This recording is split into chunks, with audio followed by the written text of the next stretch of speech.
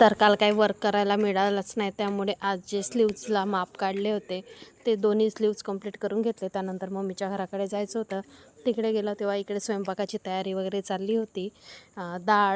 डाळीचे वडे, पुरण आणि मिक्स व्हेज वगैरे करायचं चाललं होतं. इकडे मम्मी मस्त लाकोरीच्या डाळीचे वडे करत होती. ते खायला एकदम मस्त लागतात. काही सणालाच बनवते, पण त्याची चव खूप छान असते आणि स्पेशली मला तर खूप जास्त आवडतात. त्यानंतर इकडे भाजी पण तयार झाली, कढी पण तयार झाली. अशा प्रकारे पूर्ण स्वयंपाक वगैरे तयार झाल्यानंतर आम्ही जेवण वगैरे केलं. काल तूप बनवायचं होतं, म्हणजेच लोणी काढून घ्यायची होती. इकडे लोणी काढून घेत होती तेव्हा माझी मैत्रीण मला भेटायला आली होती.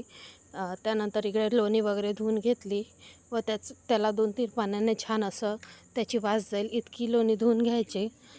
त्यानंतर मी लोणी आज चुलीवर काढवणार होते, कारण लोणी भरपूर असल्यामुळे बराच वेळ लागणार होता.